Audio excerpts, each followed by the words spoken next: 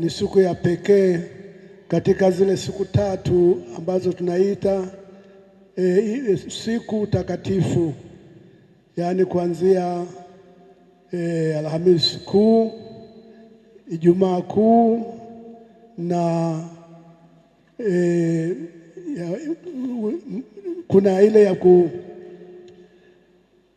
kusherekea usiku, lakini natanguliwa na Jumamosi Kuu ambapo tunatumia sana mwanga wa mambo mbalimbali, vitu ambavyo tunavitumia katika mwanga. Lakini kwa kuwa leo tuna tukio la vijana wetu kupata au kupokea sakramenti ya komunyo ya Bwana, basi nitaeleza tu maana ya haya yote. Kwanza kabisa kuna matendo matatu. Tendo la kwanza, siku ya leo Kristo ameweka daraja la upadri. Kwa hiyo ni sikukuu ya mapadri dunia nzima. Mungu ambaye ametuteua tuweze kuendeleza kazi yake hapa ulimwenguni.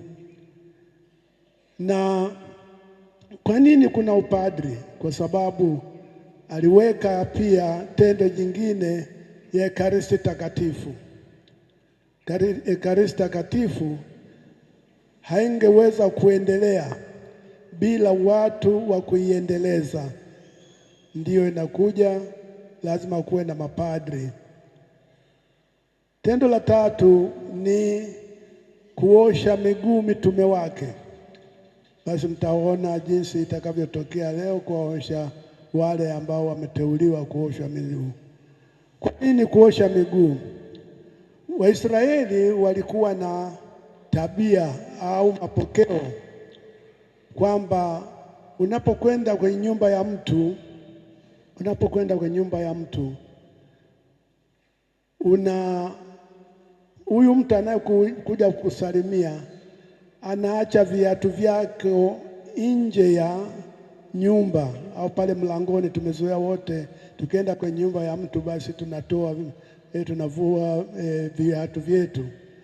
Sasa kwa nini kuwa tofauti sana na sisi kuacha tu viatu mlangoni? Ilikuwa mwenye nyumba anampokea yule mgeni kabla ya kuingia ndani ya nyumba, anakuwa na maji, anamosha miguu. Ndio ulikuwa matokeo yao, na hivyo ndivyo ilivyokuwa, na inaonyesha kwamba huyu mgeni wako unampenda. Sasa sijui labda na sisi tuanze kufanya hivyo, nikija nyumbani kwako unioshe miguu? Hapana. Ni alama kwamba kuna upendo. Kwa hiyo wako wanaitumia sana hiyo. Ndio maana Petro alikataa kuoshwa miguu kwa sababu alijua na nyumba nyingi zilikuwa ni watumwa. Watumwa ndio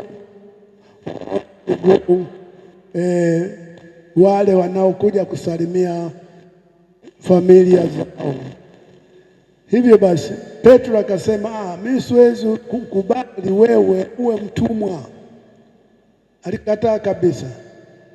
Sasa kwa kuwa hakuelewa yaliyokuwa yana Yesu kufanya jambo kama hilo, basi akamwambia, wewe kama hutaki mimi kuoshe miguu na kufukuza seminari. Akaona hapana, lazima nibaki. Si miguu tu na kichwa pia. Akasema waliokwisha oga kichwa kipo safi, miguu ndio inakuwa imechafuka, kwa sababu Israeli ni jangwa sana wakati ule, kwa mavumbi ni mengi, ambapo unapofika kwenye nyumba ya mtu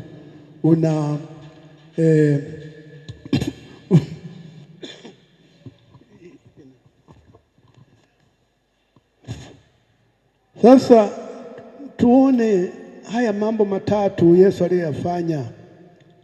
yanatuhusu namna gani?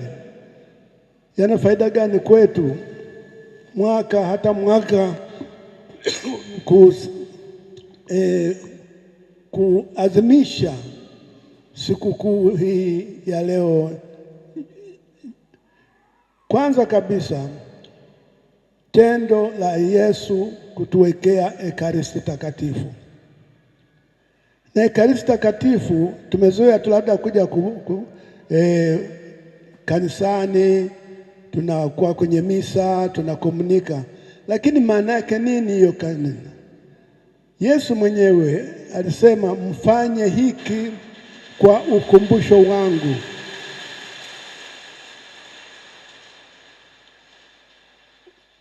Fanyeni hivi kwa ukumbusho wangu, kwamba tena mpaka nitakaporudi tena. Madhehebu mengine ya Kikristo hawana Eukaristia, hawana Eukaristia.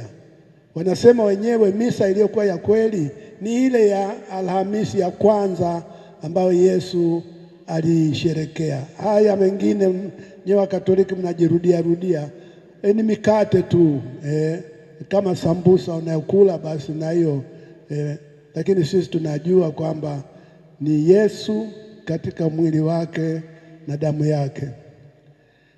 Ekaristi kwetu kama Wakristo wa Katoliki, Ekaristi ni alama ya upendo, ni alama ya upendo.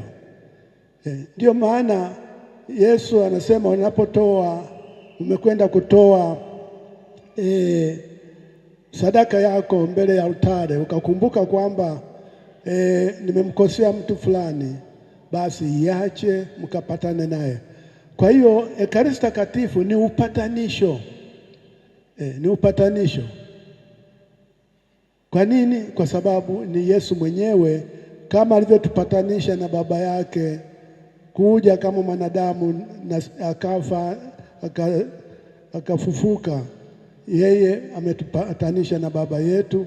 Kwa hiyo na sisi lazima tupatanishwe sisi kwa sisi kila wakati, bila kwenda kupokea komunyo, lakini huku tunavisa na wenzetu. Na mara nyingine ukuta wanapigana baba na mama, bado wanakwenda bila kufanya kwamba basi tupatane. Mnapoona wakati kabla ya komunyo, padre atatuambia peaneni amani. Hii siku hizi hawaifahamu ni ina maana gani. Ilikuwa ni hivi mpaka hiyo ikaingia. Ni kitu cha siku nyingi cha zamani sana, sio kwamba kilionewa tu alafu akaweka. Ilikuwa ni kwamba kabla ya kwenda kuipokea komunyo, padri anasema tupatanishwe. Kwa hiyo anakwenda kwa mtu yule aliyomkosea, sio kushika tu mkono kila mtu, yule mtu ambaye amemkosea, kwa sababu labda nyumbani ilikuwa ni mbali, hawezi kuona. Anamuona, samahani bwana, ilitokea hivi na hivi, naomba unisamehe na mimi nakusamehe. Wanasameheana. Wakisha sameheana, ndiyo wanasali sala ya Baba yetu, kama tunavyowasamehe na sisi waliotukosea. Sio kabla. Tunasali sala hii kabla ya kupatanishwa. Kwa hiyo tunaposema kwa Mungu kama sisi tunavyowasamehe wale waliotukosea, tujiulize, tunasema kweli au tunamdanganya Mungu? Mara nyingi ni uongo. Tunasema tumesameheana wapi? Nenda kwenye familia, jinsi wanavyochomana moto kwa vijinga. Halafu namwambia Mungu, kama nilivyowasamehe na mimi bado na wengine unakuta adui yake yuko wapi? Wote mtakuwa kanisani, anasimama kule nyuma kabisa, anamwangalia, yuko yule pale, haendi kupokea komunyo mpaka huyu aondoke kwenye mstari, ndiye anakwenda na komunika. Kweli komunyo kama hizo zina thamani yoyote katika maisha yetu hata kidogo. Lakini wengine nasema mimi napenda kusameheana naye, lakini yeye hataki. Basi kama yule ambaye unataka kusameheana naye hataki kukusikiliza, sasa dhambi linabaki kwake. Wewe umekuwa msafi, yeye anayekataa upatanisho wako na yeye, basi dhambi inabaki kwake. Ya kwake kwanza na ile ya kukataa, yote zinabaki kwake. Kwa hiyo mara nyingi tunapokea Ekaristi katika hali ambazo sio safi. Tumezoea tu au tunasema nisipokwenda itakuwaje? Kulikuwa na mtoto mmoja mdogo tu chekechea, na alikuwa ndio mtoto peke kwa wazazi wake. Sasa kalikuwa kajanja sana. Wakati wa komunyo, baba yake na mama yake wanabaki tu kwenye mabenchi, nyuso chini. Akaangalia. Sasa mwisho kasema lazima niwaulize hawa, kwa nini tu wenyewe hapa hawaendi kwenda kukomunika? Nasema, baba, mama, kwa nini nyinyi hamwendi kukomunika na wenzenu? Mnakaa tu. Mimi nitakapopata komunyo ya kwanza sitaacha kwenda kanisani na sitaacha kupokea Ekaristi Takatifu. Basi asema najua sisi tutaangalia, utaona. Jumapili iliyofuata wakafanya hivyo hivyo. Akasema ngoja nina dawa, katoto kadogo. Basi wakaanza kwenda kuipokea, wako kwenye mstari. Kakamshika mkono mama yake, mkono huu, baba yake mkono huu, akaanza kuwaburuza, twendeni mkakomunike, twendeni. Sasa watu wanashangaa, kuna nini hapa? Huyu mtoto mdogo anaburuza wazazi wake. Mpaka kawafikisha pale altareni ambapo wanakomunika. Amea padri, wape na hawa. Sijui walikuwa wanawoga gani, nimewaleta. Asema basi ngoja nitaangalia swali hili. Na kweli baadaye, kwa aibu ya kuwa na mtoto huyo, wakairekebisha mambo yao ambayo alikuwa yanawafanya wasambaratike, wakaanza kukomunika. Kwa sababu hawa wanawasifu tu kwamba kama walikuwa na mambo ya hawajapatana, basi alikuwa. Kwa hivyo bila sadaka hii ya Ekaristi ni lazima kabla tuwe tumepatana na wenzetu. Jambo lingine ambayo Yesu alifanya la ajabu ni kule mapadri, ambalo bila padri Ekaristi haiwezekani. Bila Ekaristi padri hahitajiki. Kijana wetu anasomea upadri, lakini anakwenda kufanya nini? Ni Ekaristi ndio ya kwanza katika maisha ya upadri. Hizi nyingine, sakramenti nyingine zinakuja baadaye, kwa sababu sakramenti ya upadri ni ya kila siku, lakini nyingine zote ni matukio tu. Ndoa, ubatizo ni matukio ambayo lazima kuandalia hivi na hivi na hivi. Kwa hiyo Ekaristi Takatifu, ndugu zangu, ndicho kiini cha imani yetu. Kwa sababu gani? Tunarudia kila wakati tunaposoma misa, tunarudia ni maisha ya Yesu, kufa na kufufuka.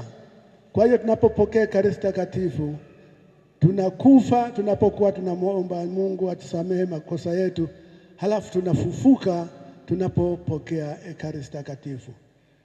Tunaweza tukafanya majitoleo mengi kwa watakatifu, kwa Mama Bikira Maria, lakini haya yote yamejengwa katika Ekaristi Takatifu. Bila Ekaristi Takatifu Hatuhitaji kukaa pamoja hapa kufanya nini? Ni sakramenti ya kuonyesha kwamba tunapendana, kwamba tunapendana. Ni sakramenti inayoleta amani. Mimi huwa nawauliza mara nyingi sana Wakristo wa madhehebu mbalimbali, sema hivi, mnionyeshe alama yenu ya umoja ni nini? Ni ipi? Sio Biblia. Biblia ndio inatuzidisha kusambaratika zaidi. Watu usiona madhehebu mengine ya Kristo hawana Ekaristi Takatifu kwa sababu hawaamini, lakini eti wanasema bwana, tunasoma mambo ya Mungu, Biblia. Tena wachungaji wetu ni mafundi sana wa kuhubiri kuliko wenu, lakini Biblia haituletei kabisa umoja, inafanya tusambaratike. Ni kitu kibaya ambacho tumegawanya mpaka siku ya leo. Wanasema dunia nzima madhehebu ya Kikristo yako 40,000. 40,000. Tumemchanja Yesu katika vipande 40,000. Sasa ni kipande kipi tutasema? Na ndio maana naona hata kwenye madhehebu hata kwa kujitolea kwa majitoleo mbalimbali katika kanisa Katoliki lina watu ambao tunajiita kama hata sisi tunaita wa precious wa damu takatifu. Sasa tumemchanja sisi, tunachukua damu tu, mguu mwingine, mkono mwingine, kichwa. Kwa hiyo nakuta madhehebu sio madhehebu mbalimbali wanaheshimu kipande cha mwili wa Yesu. Si sawa hiyo.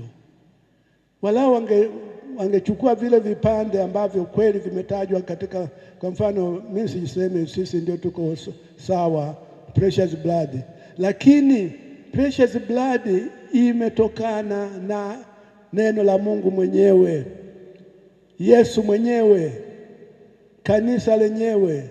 Sasa kuna mengine tunasema shirika letu la mguu wa Yesu. Basi kwa sababu gani? Kwa sababu hawataki tuunganike, kukuwa na madhehebu mbalimbali. Kwa hiyo ndugu zangu, kisa cha kuwa hapa ni kwa sababu Ekaristi Takatifu. Ekaristi Takatifu ni marudio ya mateso, kifo na ufufuko wa Kristo. Kwa hiyo tunapopokea Ekaristi Takatifu tumefufuliwa. Tunamchukua Yesu kwenda nyumbani kwetu, tunakwenda naye sokoni, tunakwenda naye safari. Yesu yupo na ametuambia wazi, anayekula mwili wangu na kunywa damu yangu ana uzima wa milele, na mimi nitamfufua siku ya mwisho. Ndio kusema hicho ni kitambulisho. Kama huna kitambulisho hicho cha Ekaristi Takatifu, kwamba ulipokea Ekaristi Takatifu kwa wakati ukiwa hai, hata kufufua labda atangoja afufue wengine wote atakuwa wa mwisho. Nani anataka kuwa wa mwisho? Hapana. Kumbe si kitu ambacho tuseme kanisa limeangalia tulikapata vitu kama hivyo. Hapana. Na ndio maana nafurahi kweli kuona vijana wetu hapa 31 wataanza kutembea daima na Kristo moyoni mwao wanapopokea komunyo ya kwanza. Kwa hiyo tuwaombee, na wanaonyesha kwamba kanisa letu bado litaendelea, kwa sababu wapo wanaoliendeleza, na tunaanza na ubatizo alafu Ekaristi Takatifu. Tuwapigie makofi.